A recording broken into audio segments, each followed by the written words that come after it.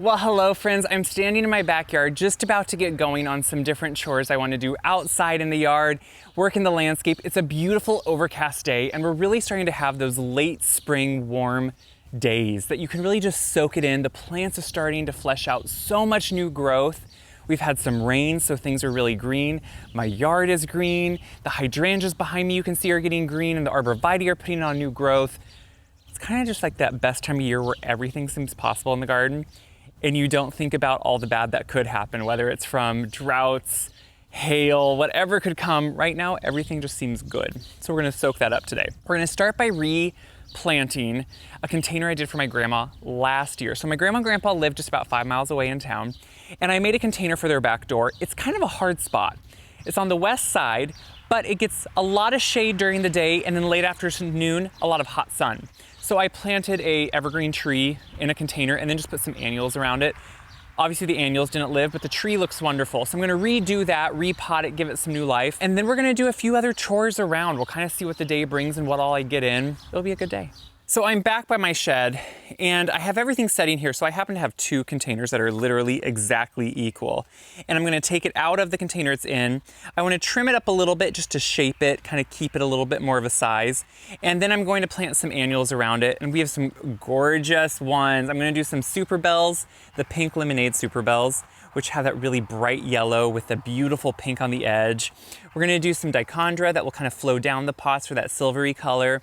And of course the diamond frost, which I always love, euphorbia. I think it's such a pretty, nice pops of that white flower all throughout that kind of are airy and open and just will really complement these super bells, which will be the really high impact of color.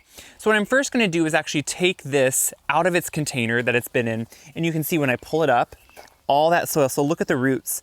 They have really gone throughout the whole container. So it's good on a container like this, since it is somewhat small and tight and compact, to break up the roots, especially since it's gonna be living in a container, you know, for a whole nother year now. And I wanna trim it up. You can see it did its normal needle cast that an evergreen will. It drops some of its interior foliage as it's putting on new growth outward. So if giving it a trim will actually help keep the size in check and just give it an overall better look. So to start, what I have is a container with all-purpose potting soil, and I've already put in Biotone, just the starter fertilizer I love to use with anything I transplant, replant, or plant new. And I'm mixing that right down in here. Now, since this is an arborvitae, arborvitae are not as all other evergreens are. Most evergreens I would use evergreen tone on, but arborvitae and boxwood I use plant tone on because that is a better formulation for them. So I'm actually just gonna put in some plant tone. It's all purpose in general. So anything that gets planted in here, it's gonna be a perfect mixture for that. You know, potting soil itself is healthy and good, but you wanna give the plant even something more. And so that's why I'm adding in plant tone. It's just a nice fertilizer. So over this whole summer months, it will have something to really feed off of. So I've knocked off a lot of the soil, and you can see that here. It's a lot smaller root ball, which is what I wanted. I wanna be able to give it new root growth room around it. So taking off a lot of that soil that was making it root bound is what I want. Now, once we get this planted, I am going to trim it up just slightly, but first what I wanna do is add in a little bit more soil.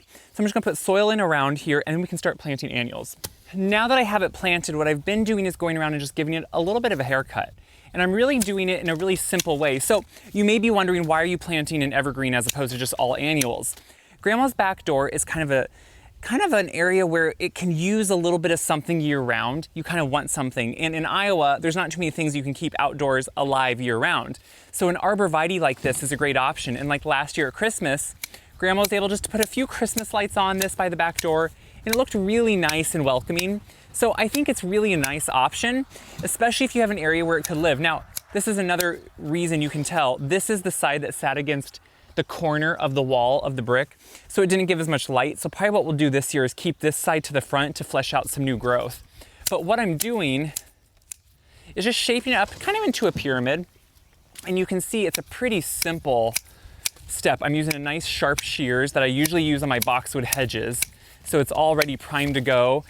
And what this will also do is open up a little space for new growth, which is really what I want. I want some space where new growth can kind of come in and really start fleshing out some nice fresh green.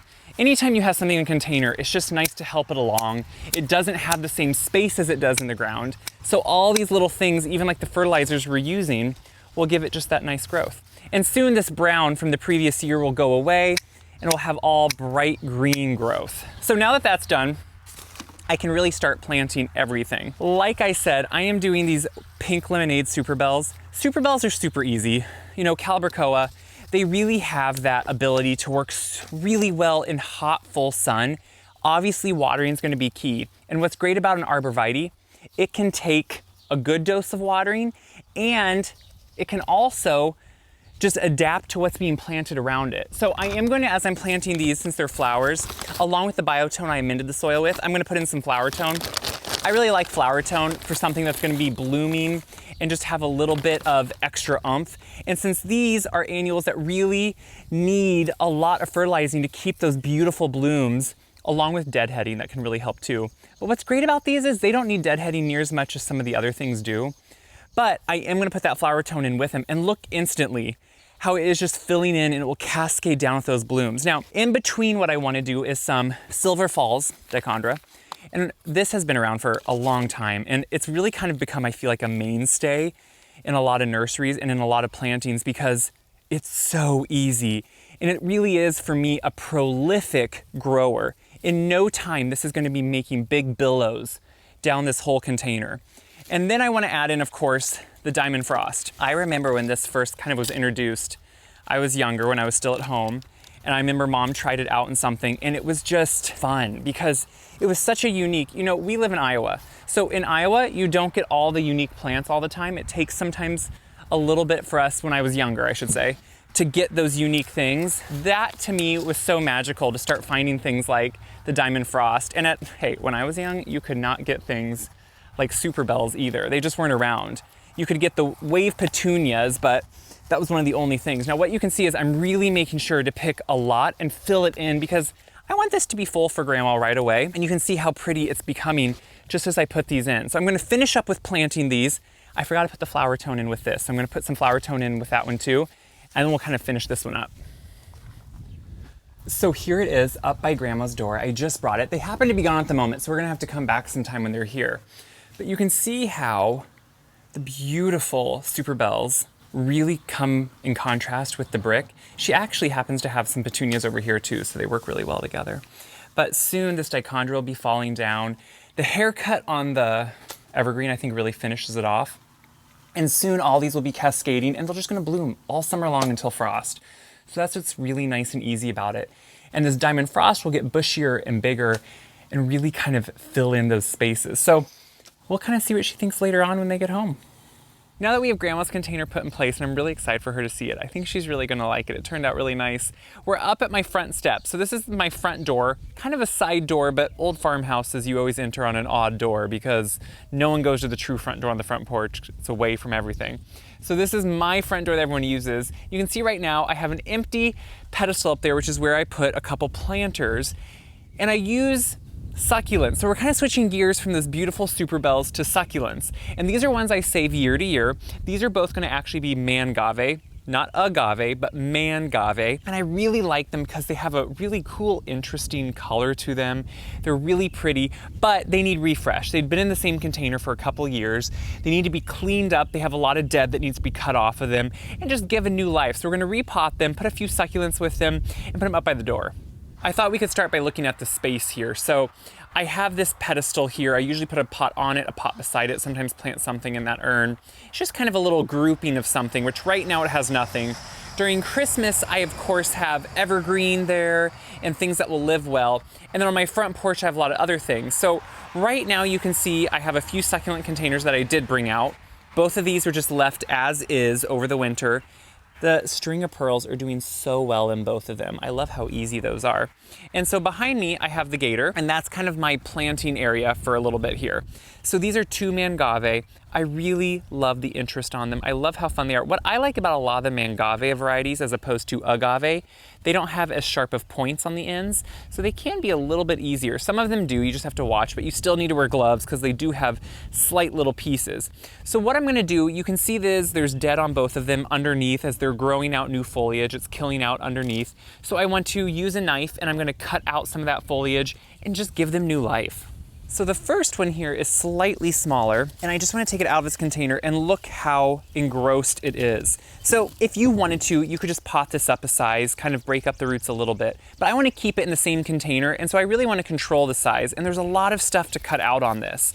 So I'm going to really go in, break up a lot of these roots, and since this is so root bound, I'm going to actually take off about a quarter of this root growth on the bottom with a sharp knife. Even though it looks like this would be a scary thing to do for a plant, it can actually be really invigorating and give it a chance to have a whole bunch of new growth. So I'm going to go around, take off a lot of this tissue and all these roots, because what happens when roots get really tight, and if you look closely, you can see some of them get dead and brittle.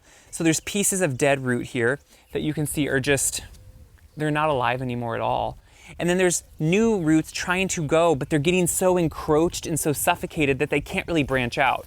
So really taking off some of this root and giving it new room is just gonna give it fresh life. I think what's important to show is how small of roots I made this, and I'm not scared of that at all. I cut off quite a bit of these bad ones on the bottom, and now I've put all-purpose potting soil like I always use and biotone right here in the container. So it has good drainage, that's important. So when we're working with agave, with mangave, with succulents, you wanna make sure you have good drainage because they wanna dry out really well in between every watering. And honestly, I mostly will let the rain water these. That's how good they do outside. And that's why I love having them in so many places is I don't have to work much on them at all. I can just put them in the container. Now, I do love to use succulent and cactus mix. I use that a lot of times when I have them potted for indoor use, because it can control the moisture a little bit better. For outdoor, I just use all purpose and it seems to work great. So I have this one set where it's gonna be just like that. And then even the big one, I did the same thing with, and you can see here on the big one, how small of roots this has. You can see the root mass is so much smaller, and you can see once I put it in the container, it has so much more room now to grow. So I'm gonna get the soil put in around them, and then we're gonna go get a few succulents. So what I did, I went over to my plant room and got an array of succulents. We're gonna put some as plantings underneath these mangave, and then we'll plant some of the other succulents in a small container. So if you remember, last fall, if you were following me, I take in a lot of plants. Obviously the mangave, the agave, all those get brought into my plant room, and I keep them over the winter so I can put them back out. But then I also keep as many small succulents or small starts as I can. So I went around last fall before we had a hard freeze. I live in Iowa, zone 5B. So we usually get some hard frost around mid-October, sometimes late October, it just depends. So I went around and started saving things like the Royal Flush Senecio that I had at the end of my driveway. So all of this I saved from last year. This start I dug out of the soil in the container it was in. And so now I'm gonna pot this up in these containers and it will just have such an instant, this would be really expensive to buy this big a start, but it's free because I got small starts of it last year for like $2 or $3, planted a few of them in containers, and then I kept taking starts and putting them in new containers. That's how easy it is with succulents to dry root them just from cuttings. So what I'm gonna do is take these out of container. I also did the same thing with some string of pearls. It's that easy. I just lay them in there and then over the winter they were growing. And then I probably will put in a little bit of angel vine or wire vine. I find the wire vine just does so well in succulent containers because it can take some dry weather. It can take some just dry periods in between waterings and do really well, but fill in. So I'm gonna put a little bit of that underneath some of these. So I just took this out of the container. I wanna show you, just over the winter being in my plant room, you can see how much root growth all of this Royal Flush got. I really like this and it's really ready. It needs to go outside. It needs to get some water. So I am gonna take off a lot of those roots, just like I would if it was a new plant. But the thing is, it's growing so much and I want so much more root growth out of it now. And I want it to really acclimate into this container. So remember, I dug this up in the fall, free plant. I love the idea of saving plants and getting free plants. So I have a discard pile whenever I'm doing this. This is all the old soil or the leaves I was cutting off or any of those roots that I don't want, and it's gonna go on to just my compost. This is new soil that if I need to add any in, I always like to keep them separated, and that way if I need to, I can use them. So I'm just gonna put this right down in here. And look how instantly it's coming over the sides of the container. It needs some water, of course, but this is what's fun about saving plants and reusing them. I even did the same thing. This is a different Senecio that I had on my front porch that I take cuttings of. I quick threw it in soil at the end of the season, just a cutting of it, and you can see where it starts getting this lighter frosty green color. That's all new growth from over the winter. So this darker green is where it started, and then all this new growth is what happens. So this now can be potted up in these. I may even put in, I have some burrows tail up here, which is to me really pretty, so I might put this in one of them. But then I thought with all these extra succulents, I'm gonna take you and we're gonna put together a succulent planter again, because they're all like extras and pieces I have. So I'm gonna finish these two, then we'll go put them in their place, and we'll go plant a succulent planter. So I just set the containers up there. Let's go take a gander here. You can see how they have a tropical look to them, which I really like. Again, you obviously have to plant what you love, what you enjoy. These are things I love to save year to year and just have fun with. So what I really like is how instantly, since I saved this Royal Flush Senecio from last year, it has so much growth on it and is really billowing over. Also down here, I have that string of pearls. I have a couple of that wire vine, which will really encompass it. And since I had to trim them up a little bit, there was even more room to plant underneath. Now, what you will notice is when I planted the burrows tail right up here on each side, a couple pieces fell off. This is gold. This is free plants. So we can actually just plant these up. And I think we'll probably use them either in one of these containers, but what I might do is take them over, because what I thought we'll plant now is this planter. Now this looks like a mess of things right here, but this is a succulent planter that I plant every year, and I keep most of the succulents. I bought only 3 new ones just because it's hard to say no at the garden center when you see them. We're gonna plant everything in there and really make it just a full succulent planter right away. What I have here is my container from last year, and it has a little bit of the soil left in it, but you can see I removed a little over half of it because I want to make sure it has some fresh soil too. You know, after a whole year of growth, that soil can get somewhat depleted. So I always like to freshen it up with some new soil, which I put into a small container so it's easier to move around. And then I'll just put it down into here. Now again, these are all succulents. I am using all-purpose potting soil. I love the cactus mix too. Espoma has a really great cactus mix. And I'll use that on smaller containers or pots when I have them like this. But when I do a bigger one outdoors, I just find the all-purpose works well for me. It's a little bit more economical to do it that way. Now I'm also gonna put in biotone just to give those roots kind of a beginning base of something to start off from. So putting a succulent planter together, there's no rhyme or reason. There's no perfect way to do it. Instead, it's just fun. You just do what you want to do and you just start planting away. The one thing I do find is really helpful is to kind of start maybe with your big piece and start filling in around it. I think this one this year might almost be too big for this container with everything else I have. So I'm gonna start with some of my other big ones that I saved from last year. A lot of these have really actually surprisingly good root growth. So I'm gonna take off a little bit of that soil. And now underneath some of them, it starts killing out some of their leaves and some of their pieces. And so I will break off anything that's dried or kind of already just going dead, because that's how these grow. They kind of keep growing out from the middle and from the center, and then they'll just kind of end all the stuff that's underneath them. Now what you will notice too, this one has a brand new fresh one growing beside it. You can actually just pull that off if you want to. You can keep it together. I'm gonna plant this separately in another spot, because then it kind of is mimicking. So I'm leaving some space for soil because I can build around it that way.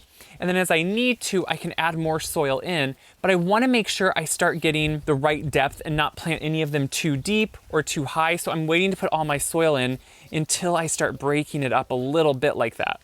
So I'm just going to add soil as I need. And what's fun is I can just start then layering my pieces. So I love this one. So I'm going to put this one kind of on a corner. I think that's how I had it last year. And what I loved was it kind of billowed over the corner, which to me, look at that, like up in the corner, how that's gonna just cascade down. You can kind of play around with succulents because they're so sturdy. You can really kind of manipulate what goes in around them and plant them a little bit tighter. And again, you know, if I ever need to, I can change it. I could redo things as needed. I got just a few new ones this year, and what I like is how it gives me the variation of color. And I am gonna make sure too, probably one of the burrow's tails I'll put right here in the center. So these do so well for me outside. Indoors, they hate me. Like, they hate me. But outdoors, they do so much better. They're like a completely different plant. And again, since this one is saved from last year, it's so much bigger already. So I'm gonna really start packing these in here. This is Sunburst. So pretty. I'm gonna break up the roots just a little bit, and then I'm gonna make sure I just kind of tuck it in. I like to tuck these in a little bit tighter because you have the freedom to do that. So what I'm gonna do is just keep working on this, and we can talk about it when I'm done.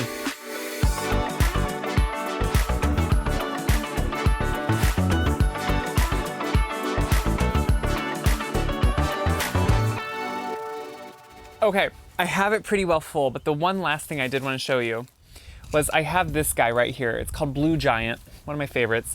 But look how bad it's looking from last year. When I pulled it out, I just put it in a container all winter long. But what I want to do with this, and this is what's great about some succulents like Echeveria, you could keep it long and leggy if you wanted to, but it's also really easy to root these and to give them just kind of a smaller look by breaking off the top piece that looks really good, taking off some of those leaves, some of those bits off the succulent, and then just putting this in dry, and it's gonna root. That's how easy it is to root a lot of these pieces. So all these little ones, I can just break off pieces of, and I can just stick them in. And in a couple weeks, they're gonna start growing roots. And I know you're gonna think, oh, but you're breaking the plant, it doesn't look good. It really actually is just a great way to give it even new life, I think, again. And this is honestly how I usually end up just getting starts and seedlings of so many of my succulents. Same thing with even like here, when a leaf breaks off, set this leaf tip a little bit into the soil and it will start growing a new plant. I actually saved the other leaf here too that broke off to do the same thing with. That's really how easy it is to do some of these things. And remember earlier I took off that baby start from this one right here. I'm just gonna pot it right in here. And so then it gives you all these new plants. Now, obviously this is full. So, you know, year to year, that's why I remove these and replant them, is because then you can control overall the size and the growth. But it's so nice to be able to have bigger plants like this to put in here right away in the growing season and get them going. I just wanted to give you here now an up close look at it and look at all the texture and color and foliage. What I like about this is this gets full sun all day. It gets a lot of dry, hot wind during the summer, and all these succulents thrive in that. So every year I can just reuse these, like I said, break them off and control the size if I need to, like on some of them. So all it needs is a good, fresh drink, and then it can just sit here and start growing. Did you know even these little pieces that fall off, they will grow too. So anytime you think you're worried you're gonna run out of plants or you're gonna lose your favorite plant, find a way to start a new start of it, especially if it's something like a succulent. It's gonna be so easy. Look here, I think this is hilarious. So here we have a leaf that was kind of shriveled up, and look how it's starting to grow new plants right on it. And those roots are already looking for a place. See those two roots right there? They're looking for a place to branch into. So I can take that and put it in the soil, and soon enough, there'll be another one. I really enjoy how this turned out. It's really full. It's really just beautiful and luscious already. So the wind is picking up. I'm gonna be done for the day, and I hope you get excited to go garden. If this video excited you, inspired you, or maybe you learned something, share it around because someone else might too. As always, you can check my website, wyseguide.com, for tips, for tricks, but also for tons of recipes of things I grow in my vegetable garden and how I use them in the kitchen. Happy gardening, friends.